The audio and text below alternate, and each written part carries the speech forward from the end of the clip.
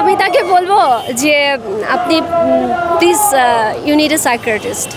আপনি কাইন্ডলি, আমি খুব খারাপভাবে বলতে চাই না, আপনি কাইন্ডলি একটু কাউন্সেলিং করেন আঙ্কেল। কারণ হচ্ছে আমরা যারা গণঅভ্যুত্থানে অংশগ্রহণ করেছি, আমাদেরকে যদি আপনি নিন্দা করে কথা বলেন বা আমাদেরকে নিয়ে যদি আপনি হাস্য মজা করেন বা এবং আমাদেরকে যদি আপনারা হচ্ছে অসম্মান করেন, এটা মানে অনেক ডার্টি করে বা অনেক ভয়ঙ্কর করে কিছু বলা যায়, কিন্তু সেটা আমি বলবো না। কারণ আমি আপনার বয়সে অনেক ছোট এবং রাজনীতির যে আপনার যে পথ চলা, সেখানেও আমি অনেক জুনিয়র একজন মানুষ।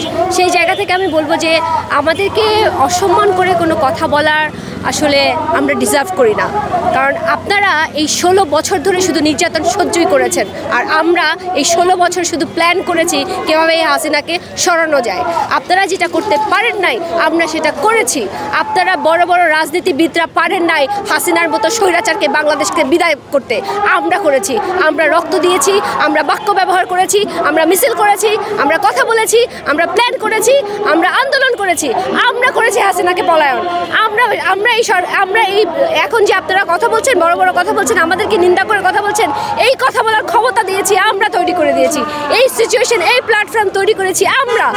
আমাদেরকে নিয়ে যদি আপনারা এই কথা বলেন, এটা আসলে মানে আমার রেগে যাওয়া উচিত, কিন্তু আমি রেগে যাচ্ছি না। আমি বিনয়ের সঙ্গে বলবো যে আপনারা আপনাদের সম্মান নিজেরাই হারাচ্ছেন। আপনারা বড়রা যদি নিজেদের সম্মান নিজেরা রাখতে না পারেন, আমরা আপনাদেরকে কিভাবে সম্মান করব? আমরা আপনাদের কাছ থেকে শিখবো যে কিভাবে অন্যদেরকে সম্মান করা যায়। কিন্তু আপনারা আমাকে কি শেখাচ্ছেন? দুর্নীতি শেখাচ্ছেন। আপনারা আমাদেরকে কি শেখাচ্ছেন? অসম্মান করা শেখাচ্ছেন।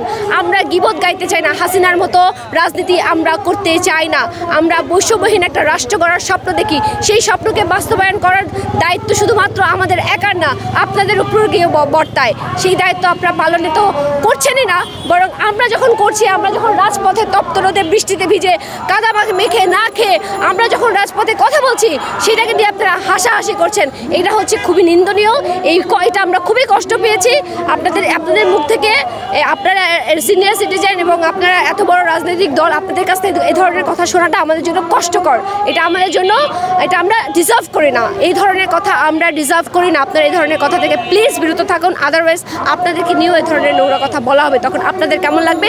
আপনার ছেলেমেয়েরা শুনলে আপনাদের তখন কেমন লাগবে? এটা জাস্ট ভাবেন। যদি জনগণের ভালো চান, যদি জনগণের কথা ভাবতে চান, যদি জনগণের আসলেই ভালো চান, তাহলে জনগণের কথা শুনুন। জনগণ যদি আপনাদেরকে চায়, আপনারা আসবেন। জনগণ যদি আমাদেরকে চায়, আমরা আসবো। কিন্তু আমি আপনার জন্য খারাপ কথা বলবো না, আপনারা আমাদেরকে নিয়ে খারাপ কথা বলবেন না।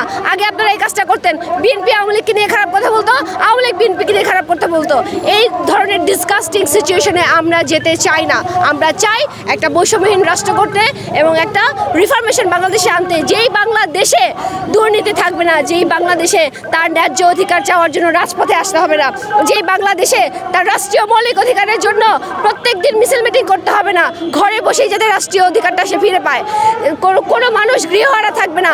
আরে ভাই, ওখানে হরিজন যারা 250 ফ্যামিলি কমলাপুর রেল স্টেশনে পড়ে আছে, করেছেন, যান 250 ফ্যামিলিকে গৃহ দিয়ে আসেন, কথা বলেন, তাদের সাথে পুনর্বাসন করেন। তারা লেখাপড়া করতে পারছে না, তারা বাসা ভাড়া নিতে পারে না, তাদের বিয়ে হয় না, তাদেরকে সমাজ প্রশ্রয় দিচ্ছে না। করেছেন তাদের জন্য কিছু করার নাই। চা শ্রমিকদের জন্য কিছু করেছেন, নারীদের জন্য কিছু করেছেন। আমরা যারা আন্দোলনে অংশগ্রহণ করেছি, যে নারীরা, তাদের জন্য কিছু করেছেন। আমাদের রাষ্ট্রীয় স্বীকৃতি এখন পর্যন্ত দিয়েছেন, দেন নাই। এখন পর্যন্ত কোনো নারীর, আমি নারী যারা গণমাধ্যম কর্মী আছে আপনাদেরকেও বলতে চাই, আপনারা বলতে পারবেন যে আমাদের একটা নিজস্ব অ্যাড্রেস আছে? কোনো নারীর নিজস্ব কোনো অ্যাড্রেস নাই। বাবার বাড়ি, শ্বশুরের বাড়ি, জামার বাড়ি, ভাইয়ের বাড়ি, মায়ের বাড়ি, নিজের বাড়ি কোনটা? এই যে নিজের বাড়ি নাই, মেয়েদের যে নিজেদের কোনো অ্যাড্রেস নাই, অ্যাড্রেসহীন নারীরা, এদেরকে নিয়ে কেউ কথা বলেছেন? এই রিফরমেশন নিয়ে কেউ কথা বলেছেন? বলেন নাই। আমরা এই রিফরমেশন বাংলাদেশে আনতে চাই এবং সেই আনার জন্য আমাদেরকে সুযোগ দিতে হবে, আমাদেরকে সময় দিতে হবে, আমাদের কথা শুনতে হবে। আপনারা যদি না শোনেন, তাহলে আমরা এই যে রাজপথে নেমেছি, রাজপথ তো ছাড়বো না। আমরা তো মাথা নত করার মানুষ না, মাথা নত তো আমরা করি না, মাথা নত তো করবো না। সো আমাদের এই যুদ্ধ, আমাদের এই লড়াই ততক্ষণ পর্যন্ত জারি থাকবে যতক্ষণ পর্যন্ত প্রত্যেকটা নাগরিক বাংলাদেশে সুরক্ষিত না হয়। শুধুমাত্র এনসিপি না, প্রত্যেকটা বাংলাদেশের প্রত্যেকটা নাগরিককে সুরক্ষিত থাকতে হবে। আফটার দ্যাট আমরা এই লড়াই ছাড়বো, আদারওয়াইজ নট।